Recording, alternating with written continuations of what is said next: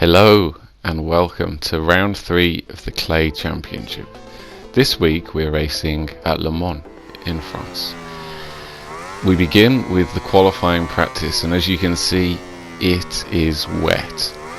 Not rainy, the track is indeed wet.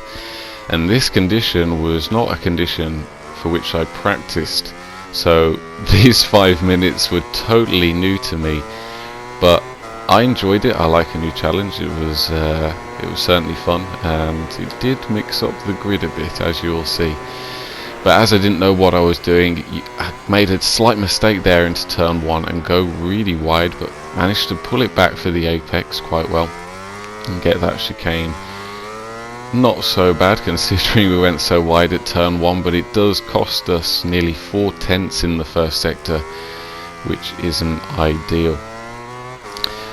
However, what I didn't realise was, as this is only a wet track, what I believe happens is as time goes on, the track actually dries up. It's no longer raining, so as we go round and round, the track will just gradually dry. So as now you can see, I've gone into sector 2 and already I've made up a huge amount of time. Considering I was 4 tenths down, we're now red. Fastest of all in the second sector, which is what I like to see as we come through the chicane up to the third sector mark. Lose a tiny bit of time there and make my biggest mistake, apart from the first turn here, going into that right hander. That cost me a bit at turn 11, but it's not so bad as Isco takes provisional pole. We come into the final sector, do that quite neatly, and we come across the line with the 33.0, really close to pole position time. That comes and puts us in second position provisionally, which is good enough for me. But as you can see, already I've been dropped down to third place, and I was one of the first riders to cross the line. And as you can see, I'm going around on autopilot here, nearly coming to the end of the lap. And all of the other guys must have waited and put their lap in right at the death. Perhaps they knew the track would dry up a bit, or maybe they're even just been practicing this condition on like me. But it certainly cost me, as Joanne puts in a fantastic 132.3 to take pole position, and I find myself down in 7th. My teammate and Carlos are 9th and 10th respectively, and they've not had a good time either. I think they crossed the line early as well, just like me. But we move over to the race highlights now, and I was looking forward to this race. I've had 2 unfortunate starts on the last races, thinking that this time I can have some better fortune and not find myself at the back of the grid on the first lap. But we get a decent start going into the first turn. It's a dangerous one, this, and sadly my teammate, his bike turns into a missile and wipes out myself and the 2 Suzuki guys, which puts us back at the back end of the grid once again. So it's a fight back just like the other 2 rounds. I don't know what I need to do at the start, but it's certainly not working out for me. I'm really unlucky, it seems, but I'm sure my fortunes will change in the future. As you saw there, Carserg sadly had another crash. That's not going to help his fight back as we go on the chase of the leading pack behind Suitho, who was unlucky at the start like us. But funnily enough, I've already done this recording, and this is the second time I'm commentating over this race because I pressed the wrong button at the end of the first recording. So that one went, well, it was deleted effectively.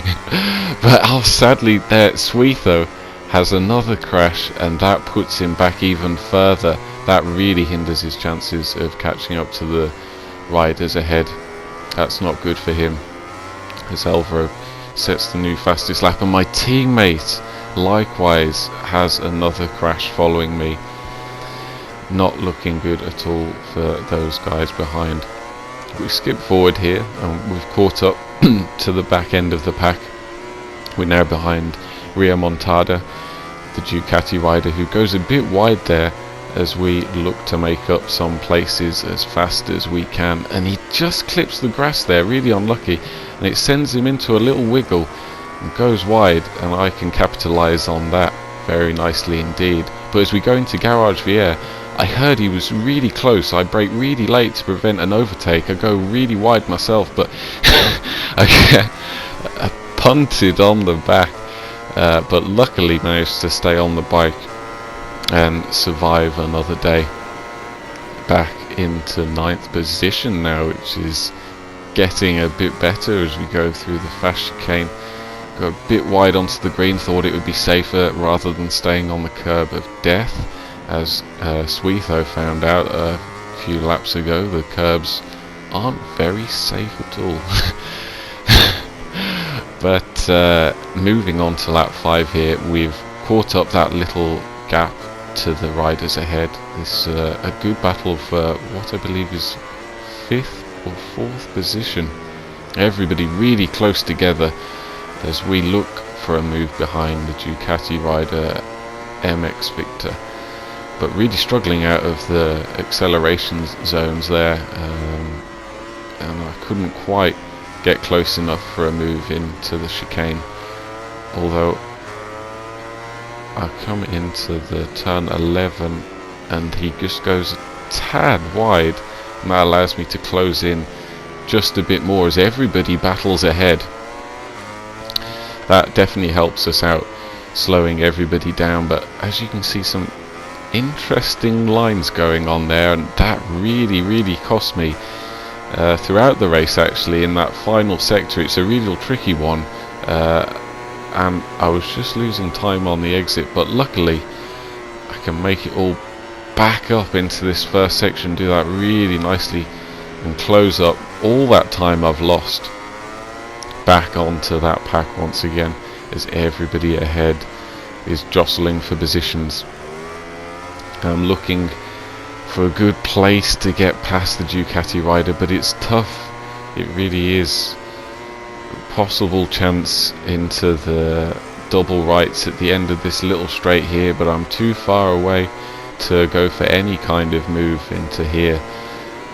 But we close back in on the brakes, really close now, but looking for a good exit to see if we can make a move, and we do get a better exit than the Ducati rider ahead, but it's not enough. We're not close enough to go for a move into the chicane. As we close in, do the chicane really nicely, but it's not enough. But into turn 11 perhaps we can go for a move again. No, not close enough, but I take a nice sweeping line and close right onto the back of the Ducati, as Alvaro has a crash up ahead from the lead, I believe. And this time we're really close, and we've managed to get a better exit compared to MX Victor, but we just couldn't quite squeeze past. But this is our chance. We're right in the slipstream. I've got to go for it at turn 1. I'm not going to be any closer than this. Right up the inside, really nicely done, but he gets a beautiful cut back, and then I managed to cut back on him as I do that chicane really nicely. I was really pleased with that super clean overtake, and it certainly made up for the lack of luck at the start. I really enjoyed that little overtake there. That was very satisfying, especially on this game. It's very difficult to overtake.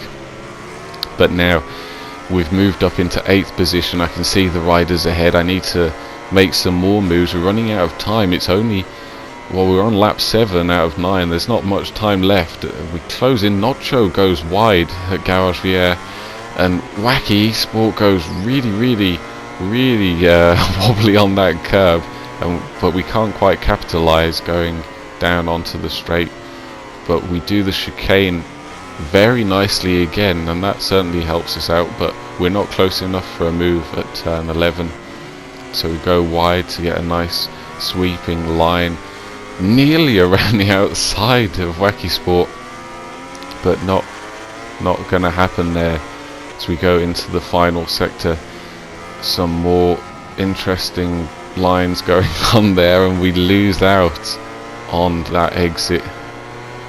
Not close enough for a move into turn 1 like we did with MX Victor, but as carnage takes place up ahead, people going on the gravel, Wacky Sport goes for a, well, I don't know what that was other than an Iannone dive bomb on poor Nacho car as we overtake Wacky Sport on the exit.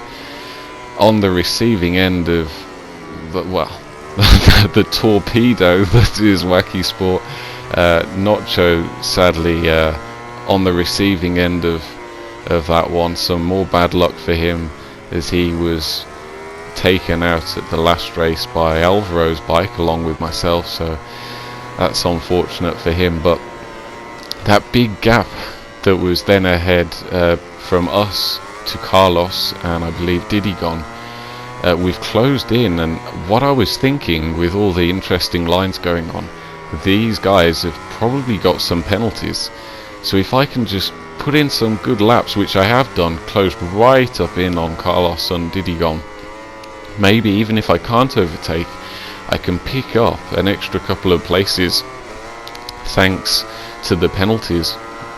And as we cross the line, Isco takes the win on track, but sadly, as you'll see, he doesn't actually get the victory because he had a penalty, and it's Alvaro who indeed takes the win.